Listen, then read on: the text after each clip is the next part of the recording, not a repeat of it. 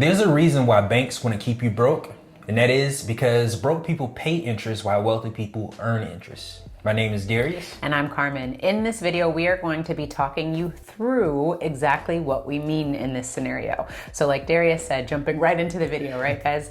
People who are dependent on the banks are the ones who are going to pay the most money in interest. And not just in interest, also fees. That's ATM fees, that's late payment fees or penalty fees, that's commission fees, that's application fees, service fees, whatever it is. Whatever fees there is, that's all associated with how the banks are making a ton of money on top of the interest that they're already charging you. Absolutely. So it's important for you to understand this, because for us, back in the day, before we understood this information, we were like, what's a $10 fee? What's this fee? What's that? What's a little bit of interest? Because it wasn't rocking the boat as far as our monthly expenses were concerned, right? We were okay with the monthly payments because that's what we could afford. The monthly payments, yeah, $100, $200 here, whatever it is. But in the grand scheme of things, we have to think from a bigger picture and a bigger stance.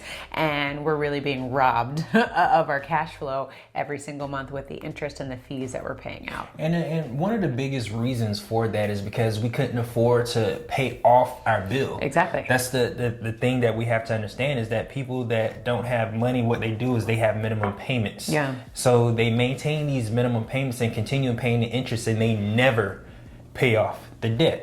So by them never paying off debt, they always owe the bank's money, which means they end up basically working for the bank. Totally. Yeah, and I think it's unfortunate. It's unfortunate but fortunate at the same time, right? Because at the end of the day, the banks are a legitimate business. They're in the business of making money. They're in the business of lending money. Why? Because consumers need money. So they are there to save you every single time. Right. However, we need the unfortunate part of it is that we haven't done enough education as a population to understand why we have to go into debt. Why should we be making these minimum payments? Why do we have to pay so much in interest? And how is that really going to affect you on a day-to-day basis? Right. Now, we should go into debt for things that we can't afford. So what really dictates the things that we can and can't afford? We do. That means that we need to have a plan, or lack thereof a plan is the reason why we're in the financial situation that we're possibly in now.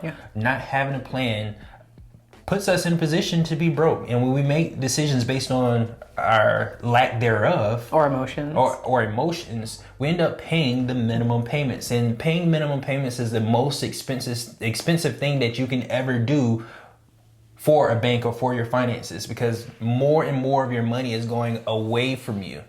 Now, let's say you have a good interest rate. What really is a good interest rate? What really is a good amount of interest to pay to somebody for the convenience of using their money when we could maybe have a plan and have our own money? You know? Because even if you think of the 3% interest that you have on your home, that's 3% interest over 30 years. 15, so 30 that years. ends up being more like 40% interest that you pay in that time frame. And you hope that your house property value increases. Yeah, so I would say to answer that question is the only time where it's appropriate to pay interest is when you know you can make more money than what it costs you. And that's an amazing segue to what Darius and I teach, which is the whole infinite banking system, where it's all about leveraging your savings so that you can create a greater rate of return for yourself, so you can leverage your money, you can keep it growing, your money can compound, you can have a death benefit at the end of the day. So if you want to learn more about how to create your own banking system, then definitely click on the link below so that you can understand how to make this work for yourself and your family. Right, because what the banks are really, really good at is leveraging other people's money. Yes. They leverage other people's money to keep other people paying into the system, i.e. minimum payments and fees, late fees, penalties. This is how they make their money. How can we use this as a blueprint so that we can start making our own money? It's back to what Carmen said, where we use a whole life insurance policy to leverage our death benefit so that we can borrow money from the insurance company instead of the bank. The difference between someone that's wealthy, that's basically managing their own funds, is not only do they have access to their funds to continue using it, it's the fact that they're earning interest instead of paying interest.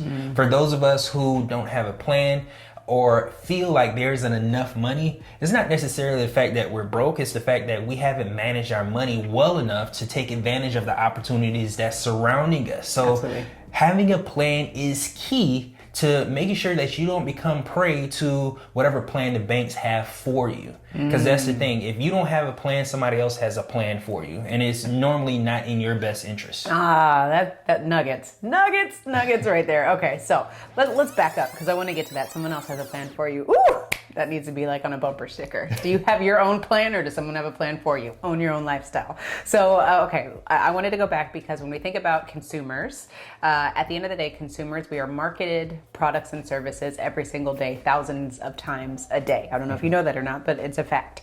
So when we are marketed things constantly, our emotions are always intertwined with the financial decisions that we make.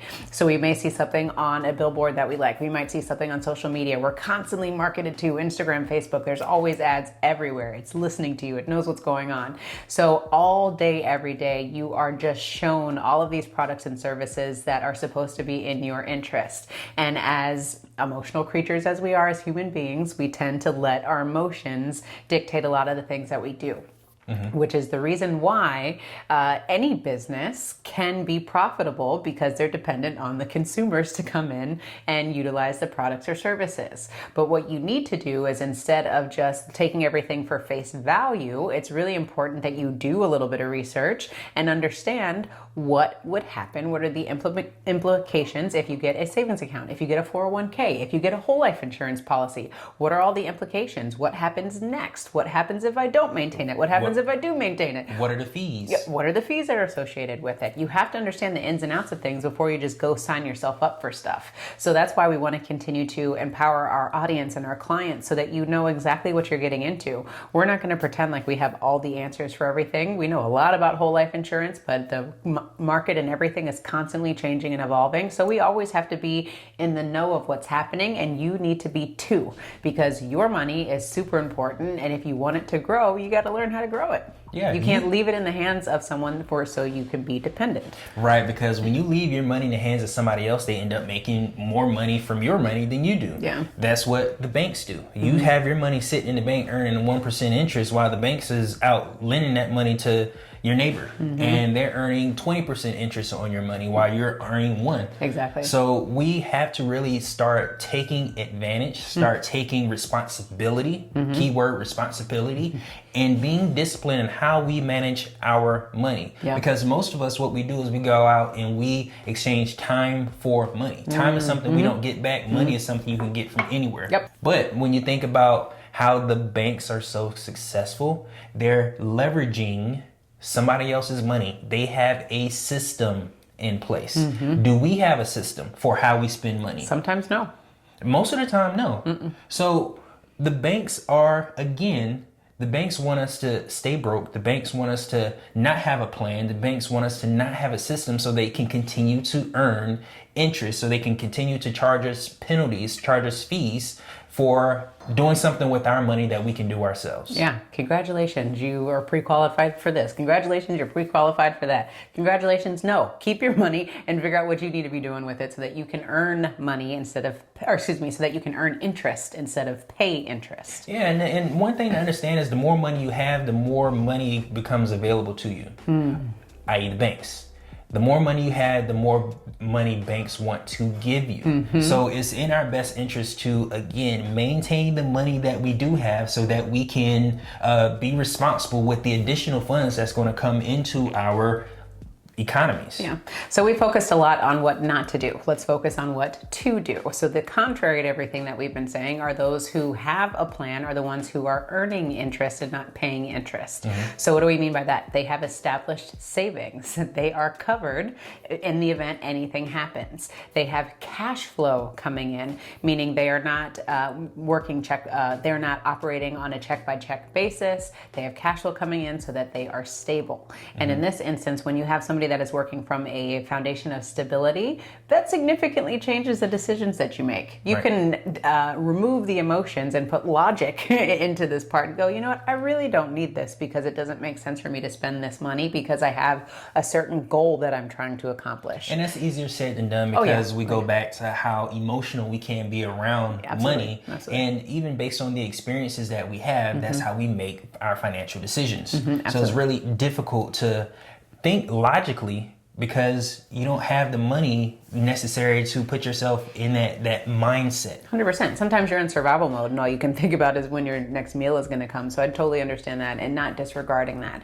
We just want to continue to give you nuggets and little bits of information so that we can start planting seeds so that you can start thinking about and how you can change your financial trajectory and what you do with your household. Yeah, absolutely have a plan. Absolutely have a plan. That's probably one of the most important things that we could do for our funds, and that's have a plan. So when we go and use our credit card, make sure we have a plan to pay it off as soon as possible, because just because your credit card is 18% interest doesn't mean you have to pay 18% interest. You can pay that bad boy off by the end of the month and not pay any interest. And be done with it. So what does a plan look like? What we're trying to teach you in this video is not to be dependent on the bank so that you continue in that cycle. We want to teach you to be independent. So how do you be independent? A plan. A plan means that every single month or even twice a month, you're sitting down and you're reviewing your numbers. Numbers meaning, what is my income? What am I bringing in? And what am I paying out? So you have to do the math to determine, okay, how much does it cost me to live on a monthly basis? And we say live, I'm talking about the basic necessities.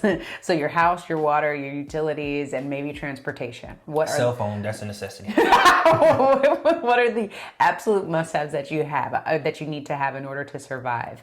And then you can start adding in the wants here and there to make sure that you're not exceeding your income. One thing I didn't mention, which is the most important thing, is you paying yourself first. Before you take into consideration all these bills, you need to determine how much are you going to set aside for you.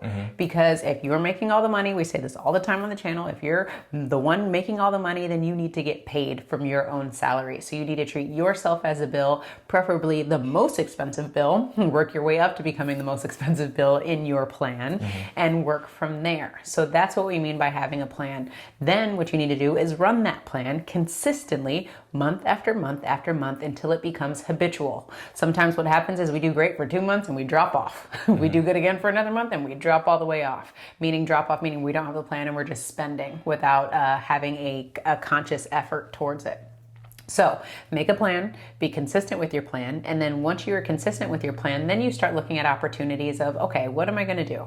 Am I going to do infinite banking, what Darius and Carmen talk about, how I'm going to leverage the savings that I've been building so that I can then pay off my debt, or I can do some sort of investing, or whatever the case may be. But you always need to make sure that you take care of home first. So build that foundation, and then once that foundation is set, then start looking at opportunities of debt management and investing. Right, because what we tend to do is we try to do a whole lot of things at one time. Yeah. We are a jack of all trades and master of none. So what Carmen is saying is that we need to focus on one thing, get good at that, get good at paying ourselves first, and then move on to what investment we're going to make. Yeah, because what happens is, I'm paying myself first, now it's Bitcoin, now it's real estate, now it's Joe Schmo's plumbing, now it's this, now it's that. And I still got $40,000 in debt. Yeah, and nothing has happened, exactly. Yeah. Or I'm further in the hole because now I took out a business loan to start this business that I don't know much about, or whatever it is, right? We're sharing all these scenarios and a little bit of what we've done.